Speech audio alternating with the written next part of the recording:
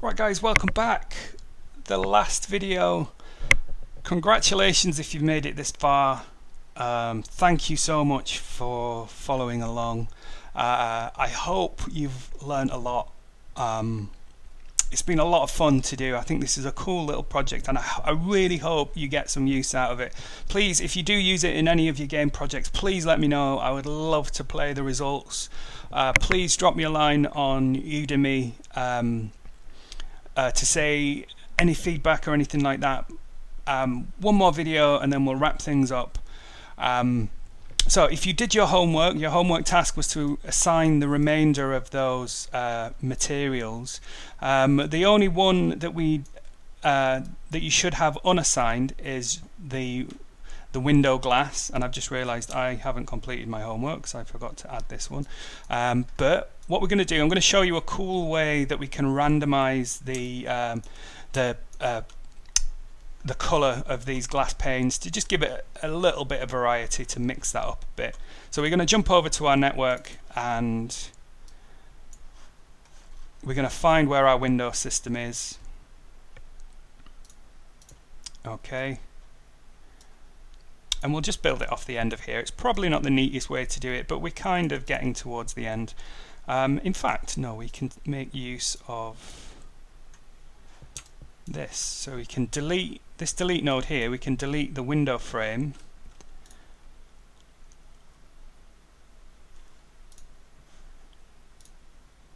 Actually, no, we're going to do it in another one just to save on confusion. So here we're going to come out of this merge into another delete node. And we're going to delete everything, delete the window glass group, but delete non-selected. So this gives us just the glass of our windows, which is what we want. Now, I bet you thought we'd seen the back of for each nodes, but we're not. We're going to put down another type of for each node here. And what we want to do is we want to use another node that's going to check for the connectivity. So it's going to, rather than iterating over individual primitives or individual points, it's going to iterate over connected pieces of geometry. So as all these pieces of glass are their own single piece of geometry, we can put down a for each connected piece node. And as you can see, that's a pretty standard looking for each, but it's dropped this connectivity SOP on it, which is going to create an attribute that specifies individual, what turns out to be individual panes of glass. Okay, so that's how we want to work, and we want to assign some colors to this based on a random value. Okay, so we pretty much should know how to do this by now. So I'm going to click on the for each begin, create that meta import node, and we're going to call this glass for iteration. Put down our friend the wrangle node. You should be very confident, well, not very confident, but you should be dead keen to learn more about the power of these wrangle nodes, because like I said, we've barely scratched the surface of this. Okay, and I'm going to split my viewport top and bottom. Go over to my geometry spreadsheet so we can see what we're doing, and put the display flag on the attribute wrangle. Okay, so what we want to do is we want to create a random value on these points that will drive a color ramp. So we can specify a color ramp for the different colors of glass that we've got. So we'll do that now. So we'll say float at color ramp, because we're specifying a new attribute. Okay, and we want that color ramp to be a random value, and the random seed that we want to provide it is that detail attribute that's coming in from input 1. So the way we've set it up, we've got input 1 flowing into here, and we want to get this iteration attribute from it. Iteration and the 0 index of that, and close that off. Okay, that's going to error now, so let's see why that doesn't work for us. So if we middle click on here, it's saying it's an ambiguous call to a function. Okay.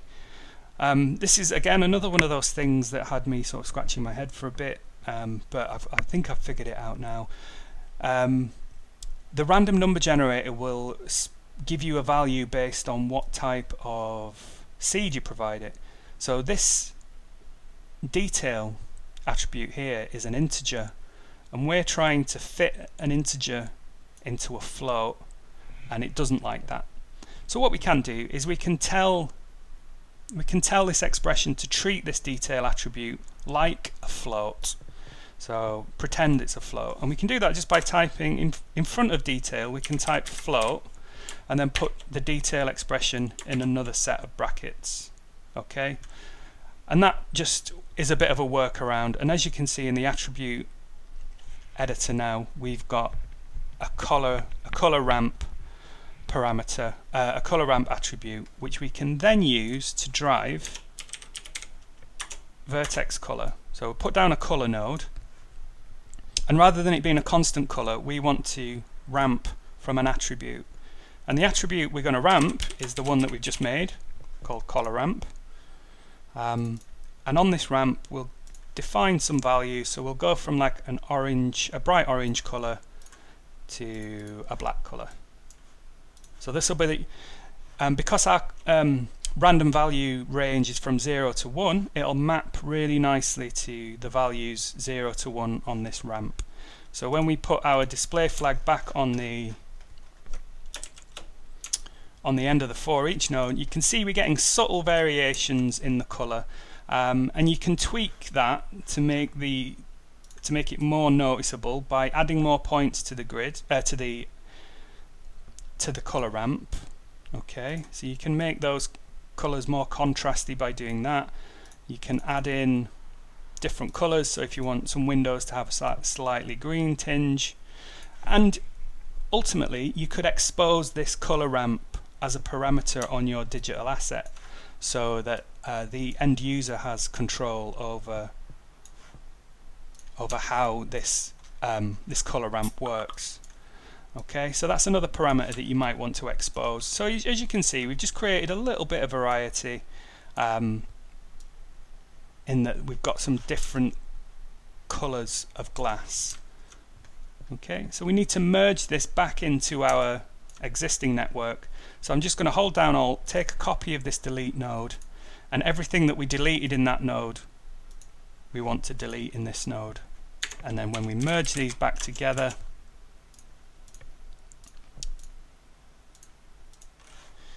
we've got all our windows, door frames and attribute and props all back together.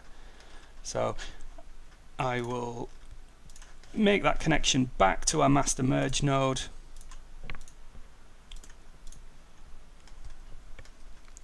Jump up a level, right click, save node type, and then jump back over into Unity and recook our asset. Wait for it to do its thing, and there we go. We've got some we've got a bit of randomization going on there with the colors. Obviously you could spend a lot more time getting it to look a little bit better, but I just wanted to really show you that cool way of generating randomness to add even more sort of detail into your asset. What I'd suggest you do is you add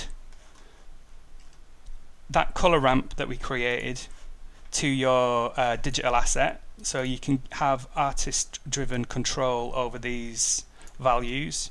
So every instance of your building builder asset might have a different sort of overall color scheme, so that would be pretty cool to do.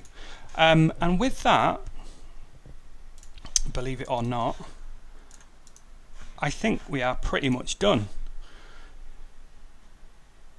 So just wait for this to cook.